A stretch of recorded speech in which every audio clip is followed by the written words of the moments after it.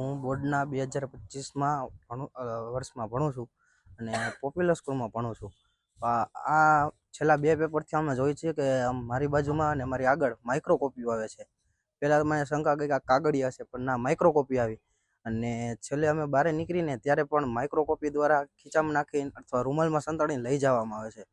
ત્યાંનો એક સ્ટાફગણ આવીને સપલિયું હાથમાં હોય છે, કાંઈ કાગળિયા હોય છે, ત્યાં આવીને ઇશારા કરી જાય છે, પછી બહાર જાય છે. ત્યાર પછી બાળકો ઘડીએ ઘડીએ કોપીઓના બહાર જાય છે. અમે વોશરૂમની રજા માગી તો અમને ના પાડી દે છે, પણ એના એક હારે 2-2 3 જવા દે છે.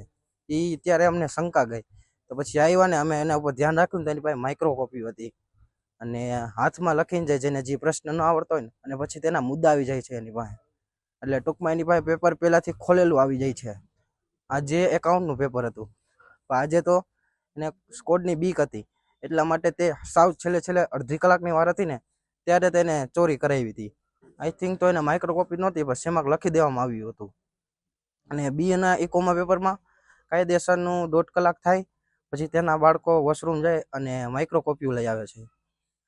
જે બાળકો જાય તે બધાને માઇક્રો કોપીઓ આપવામાં આવે છે. આ બાબતે મેં પણ જોયું છે, સુપરવાઇઝર આમ સહી કરતા હોય, જોવે છે તોય પણ કાંઈ બોલતા નથી. અને અમારા આજુબાજુ બીજા કોઈ બાજુમાં જોવે તો એને કહી દે છે.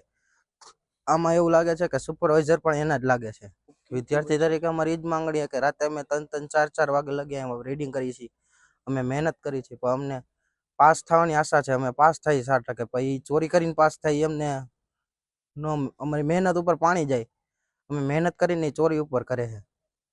આ વાત સાચી જ છે, કેમ કે આના સ્કૂલના મળેલા છે બધા, એક સાથે બધાને માઇક્રો કોપીઓ આપે છે અને ભેદભાવ રાખે છે અમારે અને બીજી સ્કૂલ વચ્ચે. ત્રંબા ગામના પોપ્યુલર સ્કૂલમાં પરીક્ષા આપવા જાઉં છું.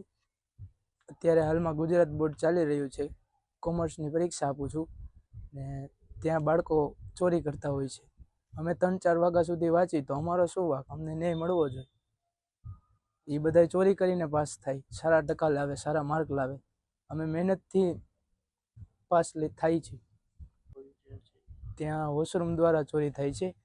2-3 બાળકોને એક હારે વોશરૂમ મૂકે, તેના રિલેટિવ હોય કે તેની સ્કૂલના હોય તો એને 2-3 હારે જવા દે. અમારે એકવારમાં પણ ના પાડી દે છે.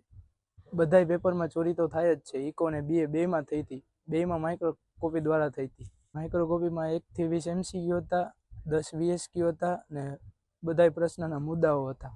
એ મુદ્દાઓ દ્વારા અંદર તો આપને લખી શકીએ. એ મુદ્દાઓ કહી દે તો એમાંથી બધું લખી શકીએ.